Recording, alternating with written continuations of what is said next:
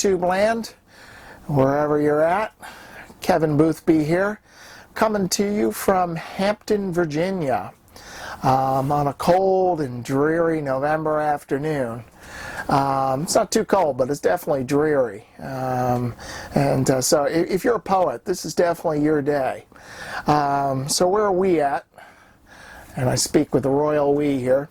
We're in the process of getting the boat ready to jump off the East Coast and on a direct offshore passage to the Virgin Islands. And I'm not quite there yet, still doing boat projects, but I hope to be basically at all systems go by the end of the week. Today's Tuesday, so hopefully Thursday or Friday. Now recall my previous series of videos on sailing from Puerto Rico to here, so essentially just the same passage in reverse. I had a short segment on finding a weather window. However, doing the passage this way at this time of the year is considerably more tricky. Finding a weather window, finding a good window is much more important. And the main reason for that is that we're getting into the fall here. We're in November, and the weather systems generally start moving more quickly, and generally they're more intense as we get into the winter. So cold fronts and associated low pressure systems coming off the East Coast this time of year will frequently develop into gale systems, sometimes even storm systems. So you have to keep a very, very keen eye on the weather. Now, you might wonder, why are you waiting to November? And the answer to that is we want to wait until the chances of tropical cyclone development is sufficiently low. And usually by November it's safe. Officially the cyclone season ends December 1st. And this is November 7th, so that's only 3 weeks away. So you wait until late in the fall so you don't get tangled up with hurricanes. But of course, on the other side of the balance sheet there is you're getting into winter and potentially bad weather coming off the East Coast here up north. So the general strategy here is that you want to find a weather window, you want to find fair winds to start off, and stable weather with fair winds for as wide a window as you can find, and you want to push to the southeast as fast as you can go, because generally the weather systems come off the U.S. East Coast, and low pressure systems will form generally around the middle Atlantic states, sometimes south, sometimes north, and track off to the east-northeast. So you want to get out of this danger area as quickly as possible, which means sailing to the southeast basically as fast as you can go. So, and then you want to get to your turning point, which for me is generally around 28, 29 north and 65 west. And the Virgin Islands are on 65 west, and sometimes I'll even go east of that. And the main reason you want to get so far east up north is you want to be on your meridian or east to your meridian before you get into the trade winds, because generally the trade winds blow out of the east. And you'll also have some current pushing you west as you work your way down south. So worst case, if the trade winds are southeast, then you'll be close haul but more or less able to hold the course. Typically this time of year they tend to be more east-northeast, so then you'll have an easy beam or broad reach on down to the Caribbean.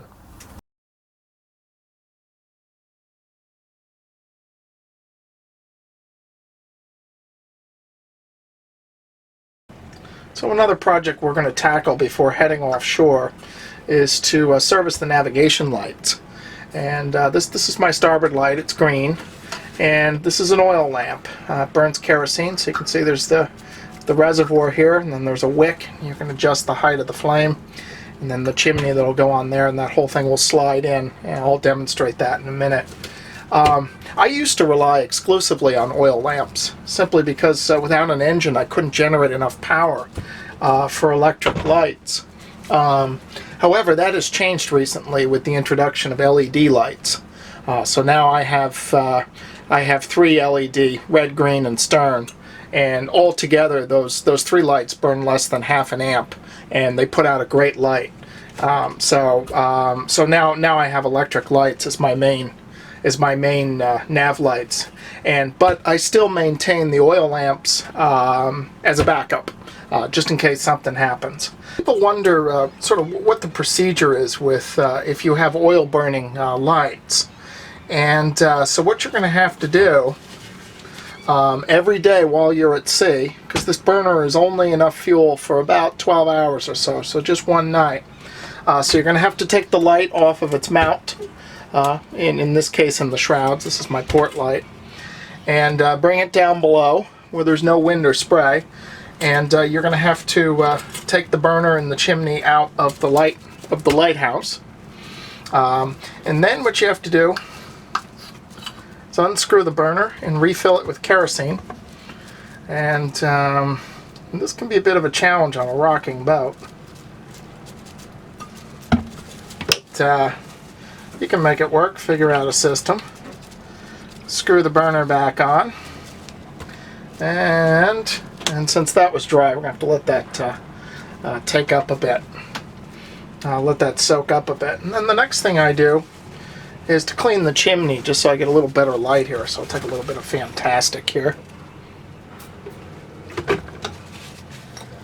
And just clean that out with a piece of paper towel.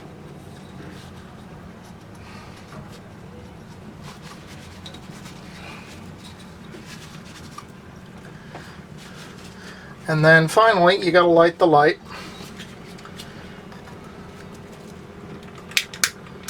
Light the wick there. Adjust your flame. Gently about so. And careful that flame doesn't get too high, because it'll start smoking. If you raise that up, you see you'll get smoke. And if it does that all night, you'll have soot all inside the lighthouse there, and it makes quite a mess. And then slide the burner back in, close the door, and there you go. You have your navigation light on, and that's good for the night.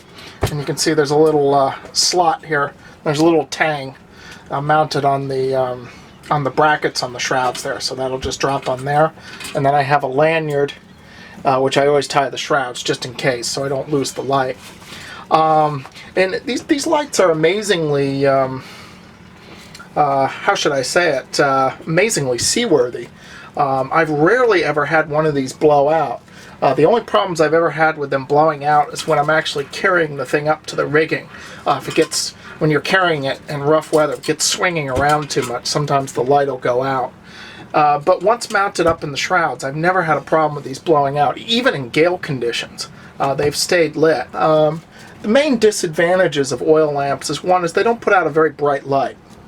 Not nearly as bright as LED lights, so you're not as visible. And then the other downside is it's just a lot more of a pain, having to refill and clean the chimneys and so forth, take them off the mounts, put them back on while you're underway, while the boat's rocking and rolling.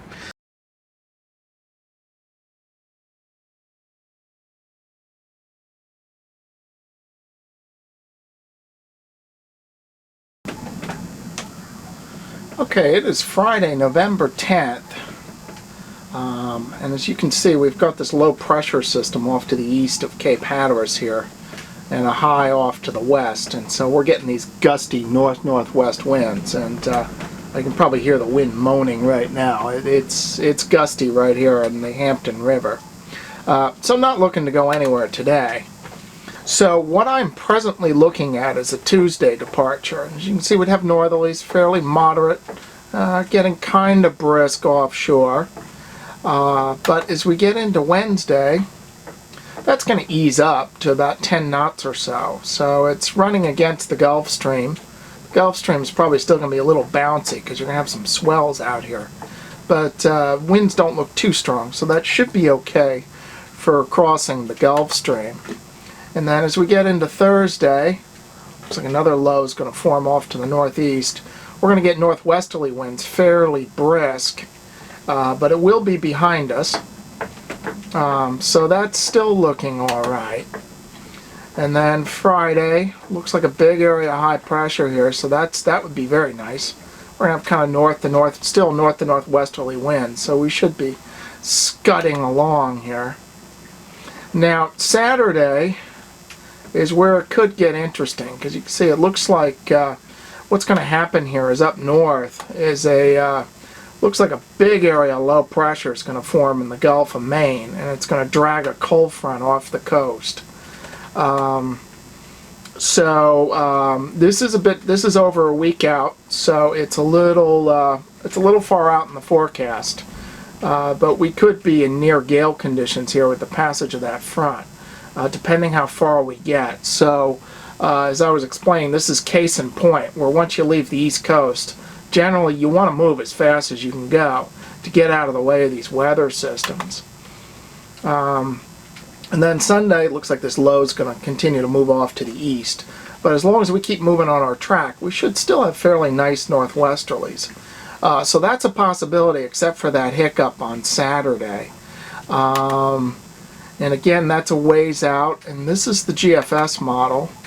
If we go to the Canadian model, the GEM model, look at the exact same day. The Canadian model is not predicting quite as much wind. See, down around here, remember we had close to gale force. So the GFS is saying gale force. The Canadian model is saying, 15 to 20 to 25 knots. So it looks like we would still get quite a bit of wind here. But again, that's over a week out. And those are big error bars, so we just have to watch that. So right now I'm still looking at a Tuesday afternoon departure, and this is Friday. Obviously, I will not make a final decision to pull my anchor up until I look at this on Tuesday morning. It is Saturday, November 11th, Veterans Day. Our window for Tuesday is still holding, still looking pretty good. Looks like we're going to have moderate to sometimes brisk northerly winds getting out of here. And then those are going to lighten up toward the end of the week. We do have to watch out for that front coming off the East Coast Friday night into Saturday. We got to keep pushing, moving along our track. Otherwise we could get into gale conditions. Following that front, again, it looks pretty good. Just moderate north to west winds, which would be great sailing for us. So that window is still holding. Now, once I get offshore, I'm not going to have any communications. All I have is that single sideband receiver. So I'm going to be offline for the next 2-3 weeks. Nevertheless, keep watching the videos. Keep liking and subscribing to the channel. I appreciate that very much. Keep leaving comments. I'll get back to you as soon as I can get connected again. And it's great having you all on board. I'm always happy to hear from people who are finding these videos informative and inspiring, which inspires me to make more videos. So we'll talk to you all when we get to the other side. Take care, everyone. Bye-bye for now.